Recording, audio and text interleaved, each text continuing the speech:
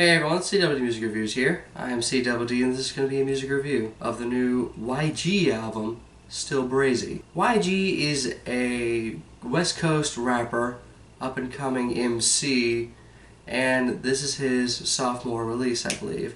Can't say I've been too familiar with what YG has got going for him, but when I heard that he had a new album coming out, I thought to myself, yeah, I'll give this a try. And while I don't dislike this album per se, I'm not particularly that into it either. This album's about 17 tracks in length, about 40 or so minutes long. So it's not really overstaying its welcome in a way. It's certainly presenting itself with a certain amount of accessibility to it.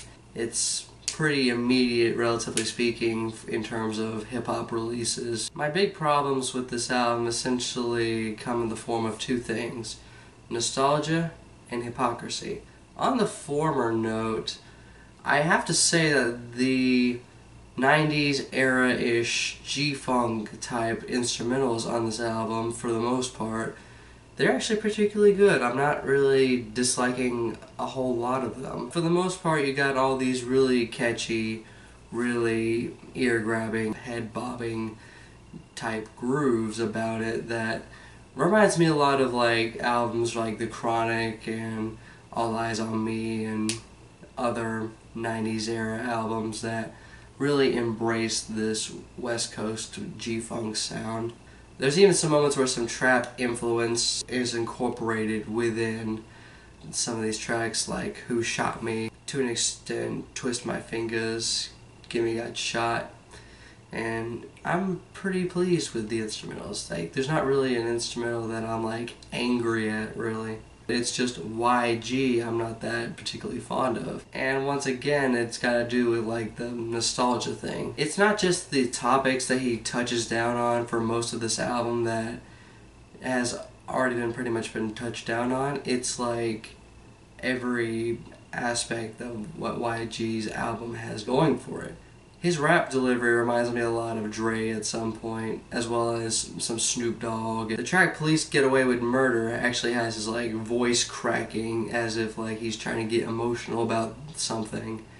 That reminds me a lot of like Two Pimp a Butterfly stuff, as well as Good Kid, Mad City for that matter. But for the most part, it shares a lot of similarities and probably even follows the same formula as Dr. Dre's debut album, The Chronic. And that started clicking into place for me on the track Twist My Fingers, where he pretty much states that he's the only West Coast rapper to make it without Dr. Dre. Maybe in the literal sense, yeah, but I'm not 100% sure YG understands how influence works. Because on this album, you got plenty of features on here that pretty much outshine what the main MC is doing.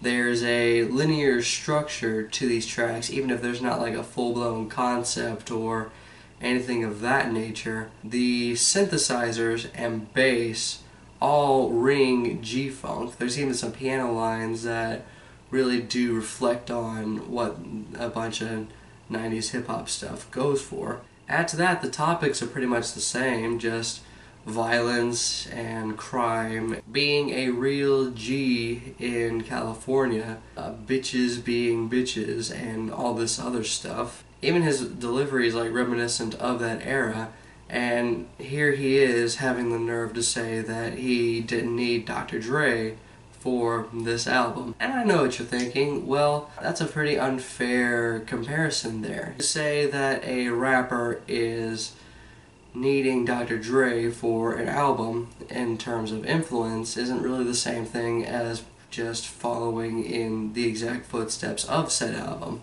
Well, that's the thing about this album. It's not like The Chronic, it's trying to be The Chronic. And it's for all the reasons I listed before. Maybe it's a bit more personal than The Chronic, seeing as YG actually writes his own bars. There's not as many features here, and it's not as fleshed out, but that's kinda it. You might as well have called this album The Bronic. And then it gets to pretty much my second thing that I dislike about this album, the sense of hypocrisy. It's pretty much the logic of YG that I'm having trouble following. It's not that YG is a horrible lyricist or not a convincing rapper. I think he does have quite a bit of charisma on a good chunk of these tracks.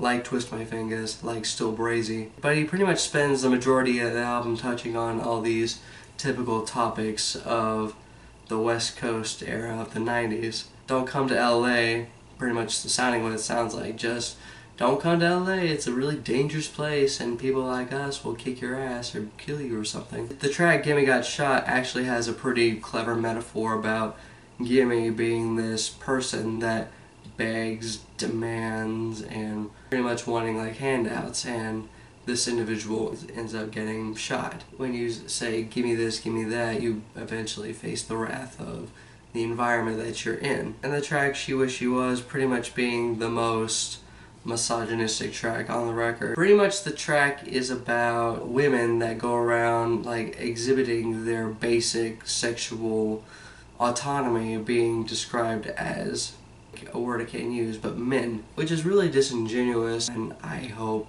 that YG understands that and never makes a song like this ever again. So there's quite a few moments here on this album when it's not touching down on these typical West Coast themes. There's all this braggadocious demeanor that I actually like, namely Twist My Fingers, Still Brazy, Bull, Bomb, and Collective, which is kind of a play on the words cool, calm, and collective, but with the letter B as a still going with this Still Brazy thing.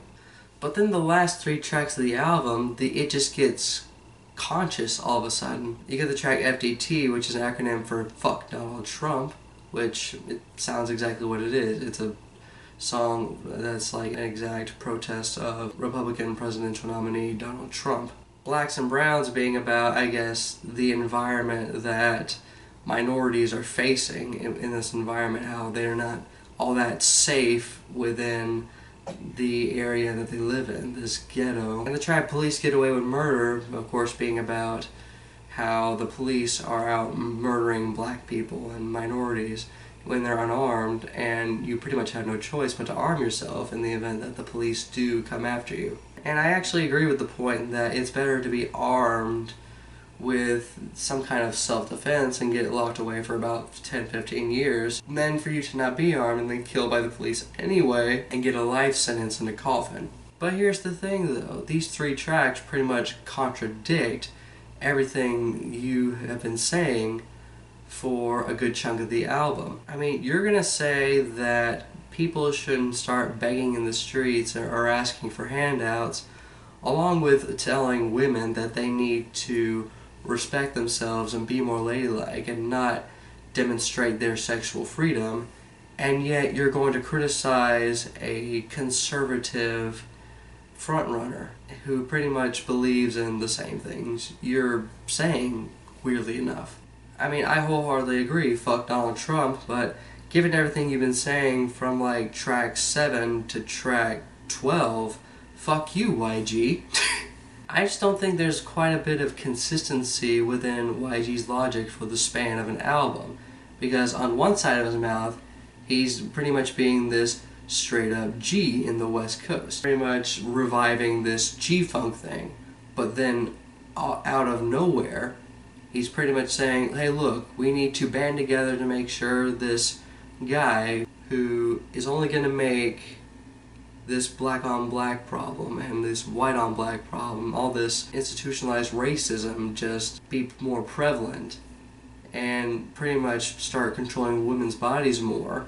And we need to make sure he's not voted into office, pretty much going so far as to saying that people in jail could potentially still vote. And pretty much all these other stuff with blacks and browns, the police get away with murder. But I just don't get what YG's going for. I don't even know if YG knows what he's doing on this album, lyrically anyway. One of the big saving grates on this track is definitely the hooks, especially Fuck Donald Trump, Don't Come to LA, Twist My Fingers, Still Brazy. Pretty much the one weak hook on the entire record is Why You Always Hatin'. It's got the most half-assed hook on the entire record. Hey, why you always hating? Tell me why you're always hating. Add to that the beat's pretty half-assed as well, and that Drake feature is not really something I want at all. I spent like 2 months trying to purge from memory the fact that I listened to Views, and here comes Drake with this feature that reminded me of everything I disliked about Views and everything I disliked about Drake as well. The thought about Drake sliding into some girl's DMs pretty much makes me gag. So overall, I do think YG has some stuff going for him. I definitely think he works with some really cool beats, and he definitely glides on these beats particularly well in terms of just delivery and charisma. However, this album is hounded by some really typical song topics and a lack of consistent logic. I'm definitely going to look forward to what YG might come out with next, and hopefully this new album, if when he does come out with one, is much better than this. Maybe has a much more fleshed out concept than this.